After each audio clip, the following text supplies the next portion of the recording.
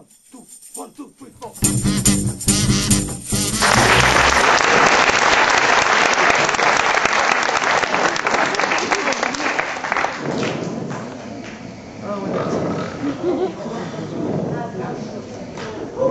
Oui, bonjour Patrick, nous sommes toujours en direct de cette magnifique manifestation qui sont les championnats du monde de yoga, avec l'épreuve reine de la journée qui est, vous savez, la battle de full focus, c'est-à-dire derrière ce langage réservé aux jeunes pour les attirer vers le yoga, bien évidemment la finale de concentration absolue, qui est une épreuve qui a démarré maintenant depuis 53 heures, 44 minutes, 29 secondes.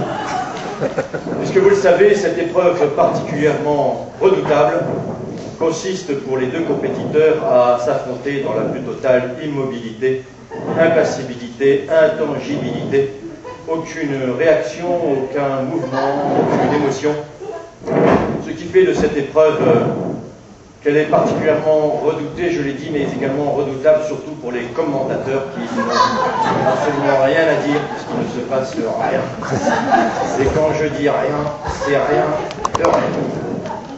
Alors c'est vrai que nous aurions dû couper ce reportage avec une illustration, avec les épreuves de la finale de l'équitation en hauteur sans accessoires, mais vous le savez, c'est un petit peu le mini-scandale de ces championnats, puisque hier, l'athlète italo-chilienne qui avait atteint le score de 4,17 m a malheureusement été disqualifiée, puisque après examen sanguin, on s'est rendu compte d'un cas de dopage. Elle avait absorbé de bonbonnes d'hélium juste avant la compétition.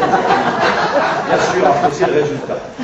Comme de son côté, l'entraîneur turco-chilien a été surpris en train de fixer du velcro sur le kimono de ses adversaires pour les scotcher au sol. C'est l'ensemble des compétitions individuelles par équipe, masculin, féminin, qui ont été annulées, ce qui nous oblige aujourd'hui à n'avoir que cette retransmission de l'épreuve de concentration absolue. Alors que vous dire, si ce n'est que ce sont de magnifiques athlètes, entièrement élevés en plein air et au grain, ce qui ne va pas être sans poser quelques difficultés, puisqu'aujourd'hui c'est une épreuve indoor. Donc le temps est couvert, ce qui est normal puisque c'est un toit, mais la visibilité reste bonne en dépit des quelques vapeurs d'encens qui émanent des quelques 37 spectateurs qui ont été comptabilisés par l'organisation.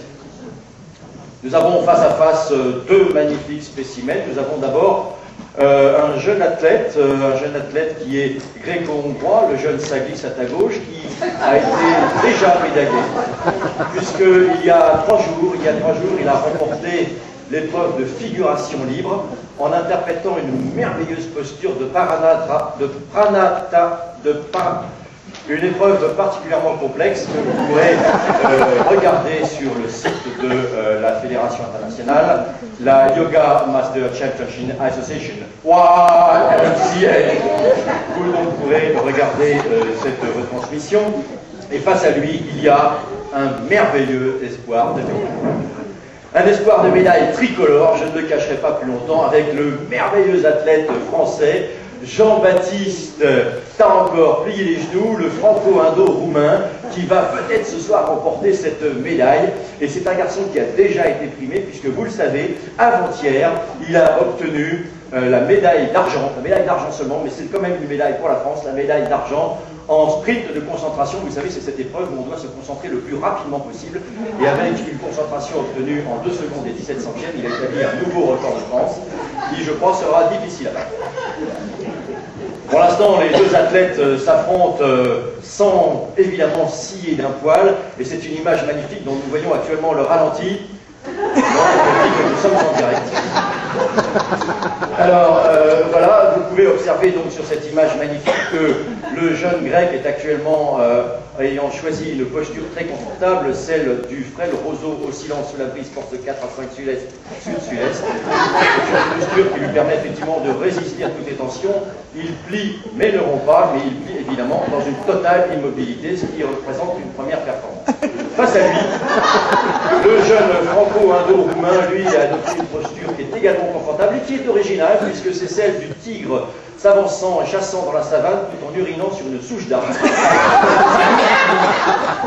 Il y est un petit peu sa botte secrète, puisque ça facilite les ischio-jambiers, et effectivement, il est actuellement bien assis dans sa posture, tandis que vous pouvez le voir, L'arbitre de la rencontre, le japono-finlandais Saira jusqu'en finale, observe lui aussi la compétition avec un œil débonnaire, un sourire bouddhique et un air apaisé qui dit à quel point lui aussi est dans un état de concentration absolue.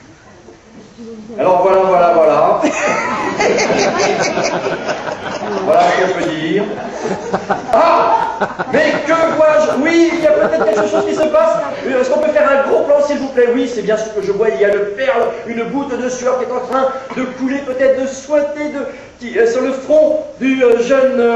Du jeune, oui, c'est le grec hongrois qui est en train de suer comme cela. Est-ce que la goutte de sueur va pouvoir couler le long de sa tempe et peut-être aborder une ride qui le dirigerait vers l'œil, auquel cas la goutte de sueur pourrait pénétrer dans l'œil et l'acidité l'obligerait à cligner de l'œil? Oui, c'est cela, c'est génial, effectivement, il a cligné de l'œil, l'arbitre l'a vu, il a paumé, c'est un lippol. Oui, gagné,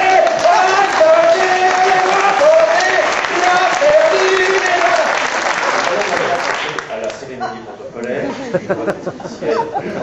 qui s'approche pour remettre les prix.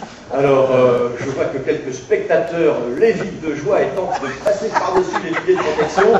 C'est un peu triste parce qu'on voit leurs lambeaux de kimono en soie sauvage se déchirer et on voit soudain dans le lointain passer les soies sauvages. C'est une image merveilleuse, une image qui va sans doute conclure ce reportage puisque évidemment, on va maintenant écouter les hymnes nationaux, la Marseillaise d'abord, puis l'hymne indien, puis ensuite l'hymne roumain. C'est vous dire si la soirée risque d'être un petit peu longue. Allez, prenez pas coucher, à vous Paris, à vous les studios.